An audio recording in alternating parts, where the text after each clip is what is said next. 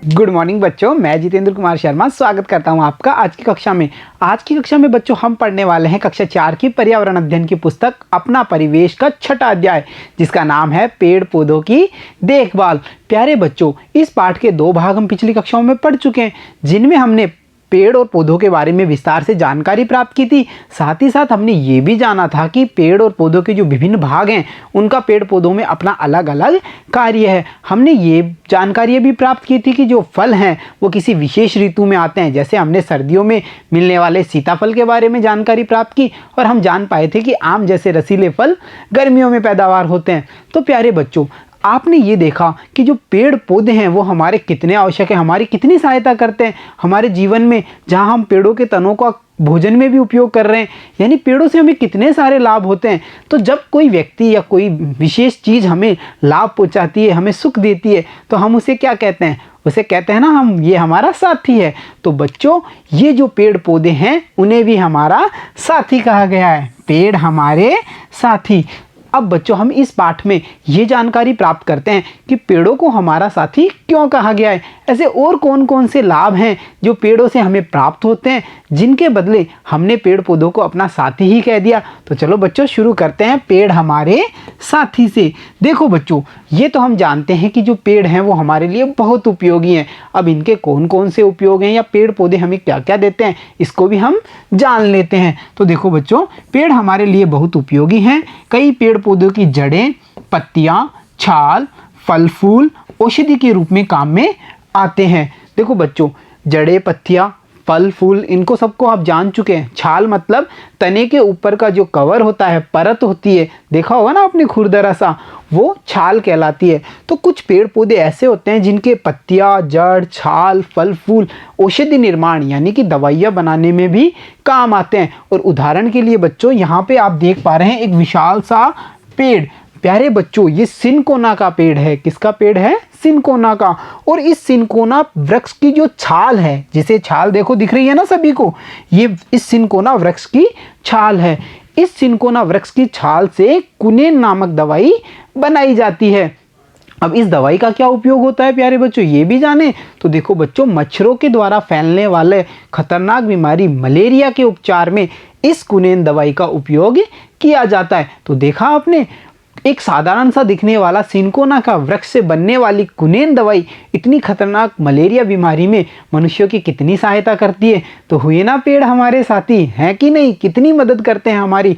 और इसके अलावा पेड़ों के क्या क्या उपयोग हैं बच्चों? देखो, पेड़ों से प्राणी जगत की भोजन की आवश्यकता की भी पूर्ति होती है। जैसा कि हमने अध्याय के अध्ययन के दौरान देखा था कि कुछ पेड़ों की जड़ों का हम भोजन में उपयोग कर रहे थे, कुछ पौधों की जो तने हैं उनका उपयोग भी हम खाने में कर पा रहे थे। यानी कि प्राणी जगत में, चाहे वो जीव जंतु हो या मनुष्य हो, सभी की भोजन की आवश्यकता पेड़ पौधों से पूरी होती है। और आपने देखा होगा, जो शाकाहारी जीव हैं यानी कि जो पेड़ पौधों पर ही निर्भर हैं, उनका पूरा जीवन ही पेड़ पौधों पर निर्भर होता है। इसके अलावा देखो बच्चों, पेड़ हमें प्राणवायु यानी ऑक्सीजन प्रदान करते हैं। बच्चों, हम सांस लेने के लिए जिस वायु का उपयोग करते हैं उसे प्राणवायु कहते हैं। और प्राणवायु में हम ऑक्सीजन गैस ग्रहण करते हैं, साथ ही साथ हम कार्बन डाइऑक्साइड गैस बाहर छोड़ते हैं।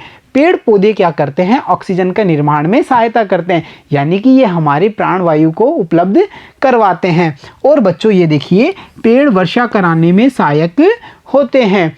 जो पेड़ हैं बच्चों, वो बादलों को आकर्षित करते हैं और इसी कारण वर्षा होती है। इसीलिए आपने देखा होगा ना, जहाँ पर ज़्यादा वृक्ष होते हैं वहाँ पर बारिश की उपलब्धता भी पर्याप्त मात्रा में हो जाती है।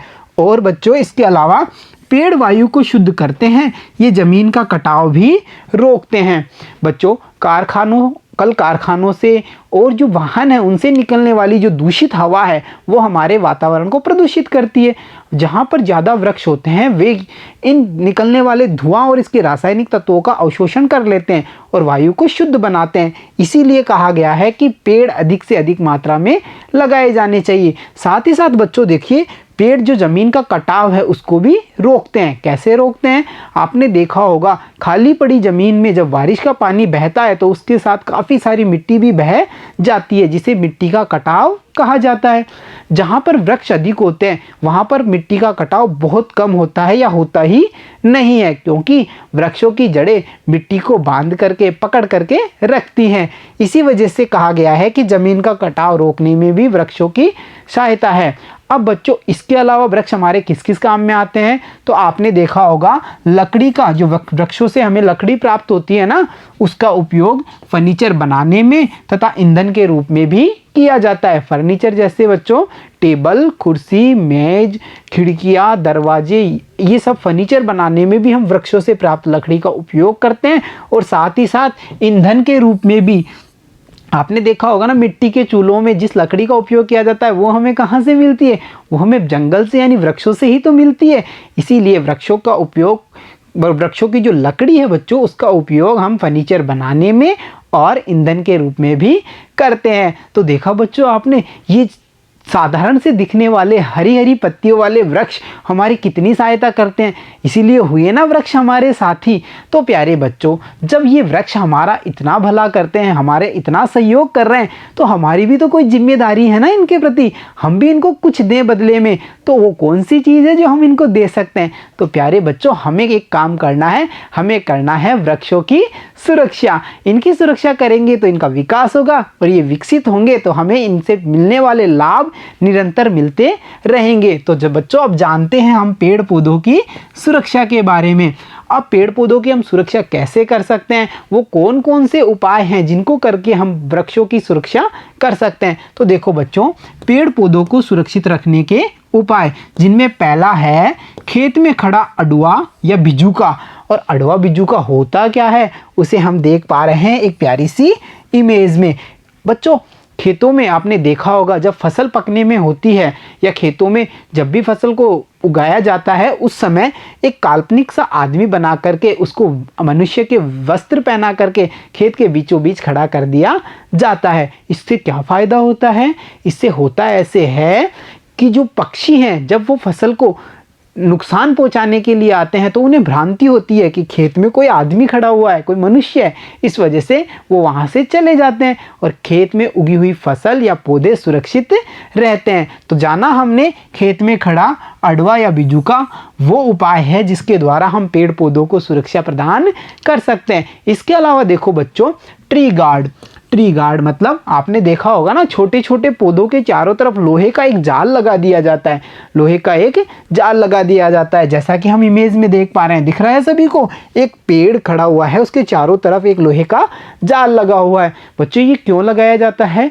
देखो बच्चों, जब पौधा छोटा होता है तो उसे आवारा चलने वाले पशुओं से काफ़ी नुकसान हो सकता है। पशु उसे चर जाते हैं, उसे खा जाते हैं। इसलिए ये जो ट्री गार्ड है वो लगा दिया जाता है ताकि वृक्ष जब तक बड़ा नहीं होगा उसे कोई नुकसान नहीं पहुंचा सकता। और जैसे ही वृक्ष बड़ा होता है उसके बाद में तो वो अपनी लंबाई के कारण पशु पक्षियों की या पशुओं की जो पहुंच है उससे दूर हो जाता है और सुरक्षित रहता है। तो देखा ना आपने, जो ट्री गार्ड है वो भी पेड़ पौधों की सुरक्षा में एक महत्वपूर्ण उपाय है। इसके अलावा बच्चों और कौन से उपाय हैं? और देखो बच्चों, जाल लगा करके आपने देखा होगा खेत खलियान देखे हैं ना, हरे भरे फसलों से लहराते, उनके चारों तरफ बच्चों हमने देखा है ना लोहे का जाल लगा दिया जाता है। वो क्यों लगाया जाता है? ताकि रात्रि में या किसी भी समय कोई आवारा चरने वाले पशु अंदर प्रवेश ना करें और फसल को नुकसान ना पहुंचा सके। इसीलिए हम जाल लगा करके भी पेड़ पौधों की सुरक्षा कर सकते हैं। तो देखा आपने, ये कौन कौन से उपाय हैं जिनसे हम पेड़ पौधों की सुरक्षा कर सकते हैं, जैसे खेत में खड़ा अडुआ या बिजूका, उसके अलावा ट्री गार्ड लगा करके या खेत के चारों तरफ जाल लगा करके भी हम पेड़ पौधों की सुरक्षा कर सकते हैं। तो चलो बच्चों, अब प्राप्त ज्ञान का उपयोग करते हैं कुछ आसान से प्रश्नों को हल करने में। और हमारे प्रश्न है सोचिए और लिखिए में। देखो बच्चों, पहला प्रश्न है जो हमसे पूछा गया है, लकड़ी का उपयोग किन किन कामों में हो सकता है? हमें वो कार्य बताने हैं जिनमें हम लकड़ी का उपयोग करते हैं। तो देखो बच्चों, हमने लकड़ी का उपयोग कहाँ कहाँ किया है? फर्नीचर बनाने में।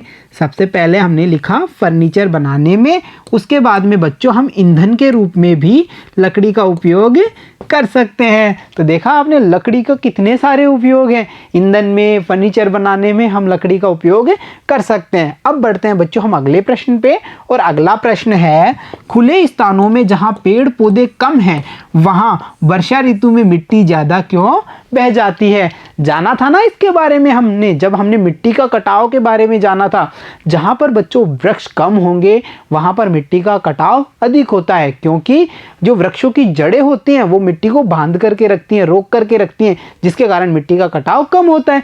परंतु खुले स्थानों में जहां पर वृक्ष कम होंगे वहां पर मिट्टी को रोकने वाला कोई होता नहीं है, और मिट्टी पानी के साथ बह जाती है और हो जाता है मिट्टी का कटाव। तो देखा हमने जाना मिट्टी के कटाव के बारे में। अब बच्चों हम बढ़ते हैं अगले प्रश्न पे। अगला प्रश्न है, पेड़ पौधे हमारे क्या काम आते हैं? हमसे ये पूछा है कि पेड़ पौधे हमारे क्या क्या काम आते हैं। तो देखो बच्चों, अध्याय का अध्ययन करने के बाद में मुझे नहीं लगता ये प्रश्न हमारे लिए मुश्किल होगा, क्योंकि हमने जाने थे ना पेड़ पौधों के काम, जो हमारे किस किस काम में पेड़ पौधे आ रहे हैं। देखो, सबसे पहले हम पेड़ पौधों का उपयोग भोजन के रूप में भी करते हैं, दवाइयों के निर्माण में, ईंधन के रूप में पेड़ पौधों से प्राप्त लकड़ी का उपयोग किया जाता है। इसके अलावा पेड़ पौधे हमें फल फूल देते हैं, जहाँ फल हम खाने में काम में लेते हैं और फूलों को हम सजावट के रूप में भी काम में लेते हैं। साथ ही साथ बच्चों, कुछ फूलों से औषधि निर्माण भी होता है, कई तरह के तेल, रासायनिक तत्व भी बनाए जाते हैं। तो हम देख पा रहे हैं कि जो पेड़ पौधे हैं वो हमारे कितने काम आ रहे हैं, उनसे हम कितने सारे काम कर पा रहे हैं। अब बढ़ते हैं बच्चों हम अगले प्रश्न पे। अगला प्रश्न है, पेड़ पौधों से जीव जंतुओं को क्या लाभ है? देखो प्यारे बच्चों, ऐसा नहीं है कि पेड़ पौधे केवल मनुष्यों के लिए ही लाभदायक हैं, ये प्रत्येक प्राणी जगत में रहने वाले सजीव के लिए लाभदायक है। कैसे?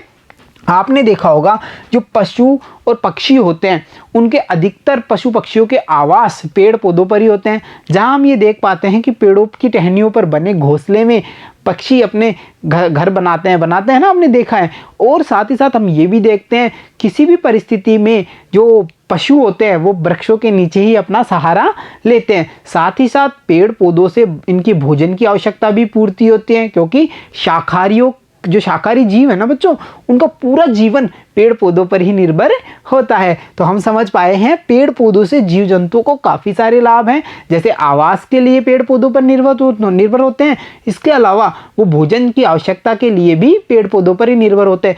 साथ ही साथ बच्चों, जैसे मनुष्य प्राणवायु के रूप में ऑक्सीजन ग्रहण करता है, वैसे ही जीव जंतुओं को भी सांस लेने में ऑक्सीजन की आवश्यकता पड़ती है, और ये ऑक्सीजन के निर्माता कौन है? पेड़ पौधे। तो देखा आपने, पेड़ पौधे जीव जंतुओं के लिए भी बहुत आवश्यक हैं। अब बच्चों हम बढ़ते हैं अगले प्रश्न पे। अगला प्रश्न है, घरेलू नुस्खे या औषधि के रूप में काम में आने वाले फल, फूल, पत्ती वाले पेड़ पौधों के नाम अपनी अभ्यास पुस्तिका में लिखिए। हमसे पूछा है ऐसे पेड़ पौधों के फूल, पत्तियां जो मतलब हम औषधि निर्माण में या घरेलू नुस्खों में काम में लेते हैं। जैसे थोड़ी ठंड लगी, गले में खराश हुई, हमने पी अदरक वाली चाय, पीते हैं ना कई। इसके अलावा बच्चों हमने देखा तुलसी का पौधा, उसकी पत्तियों से भी कई तरह की औषधि या घरेलू नुस्खे बनाए जाते हैं।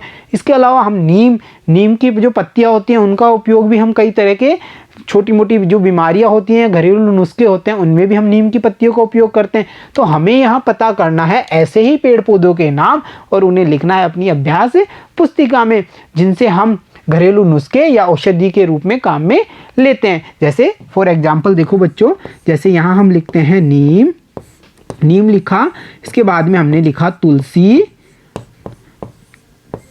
तो नीम, तुलसी ऐसे पौधे या पेड़ हैं जिनसे हम घरेलू नुस्खे या औषधि निर्माण में काम में लेते हैं। अब बच्चों हम देखते हैं अगला प्रश्न। अगला प्रश्न है, पेड़ पौधों की सुरक्षा क्यों आवश्यक है? ऐसा क्या कारण है बच्चों कि हमें पेड़ पौधों की सुरक्षा करनी चाहिए, ये हमसे पूछा है। तो मुझे पता है, हम सब अच्छे से जान चुके हैं ना, क्योंकि जब पेड़ हमारे इतने उपयोगी हैं और अगर हम चाहते हैं कि इन उपयोगी पेड़ों का लाभ हमें निरंतर मिलता रहे, तो इसके लिए हमें इन पेड़ पौधों को सुरक्षा देनी होगी और इनका विकास करना होगा, तभी तो हमें इनका लाभ हमेशा मिलता रहेगा। नहीं, अगर पेड़ पौधे नहीं रहेंगे तो इनसे मिलने वाले जो लाभ हैं वो भी हमें नहीं मिल पाएंगे। तो इसीलिए पेड़ पौधों की सुरक्षा आवश्यक है। अब देखते हैं बच्चों हम अगला प्रश्न है, आपके आसपास इन्हें सुरक्षित रखने के लिए क्या क्या किया जाता है। तो देखो प्यारे बच्चों, मेरे आसपास पेड़ पौधों को सुरक्षित रखने के लिए जाल लगाया जाता है या ट्री गार्ड लगा करके भी पेड़ पौधों की सुरक्षा की जाती है। अब आपको बताना है कि आपके आसपास वो कौन कौन से उपाय या तरीके हैं जिनके द्वारा पेड़ पौधों को सुरक्षा प्रदान की जाती है। तो आप सब ये जो आंसर है वो अपनी अभ्यास पुस्तिका में लिखेंगे। तो देखा प्यारे बच्चों, पेड़ जो हमारे साथी हैं उनकी देखभाल करने के लिए हमारी भी कुछ जिम्मेदारियां बनती हैं और इन जिम्मेदारियों को हमें हमेशा पूरा करना है ताकि जो पेड़ पौधों से मिलने वाले लाभ हैं वो हमें निरंतर मिलते रहेंगे। तो प्यारे बच्चों, आज के इस भाग में इतना ही। मिलता हूं आपसे अगले भाग में, तब तक के लिए धन्यवाद बच्चों।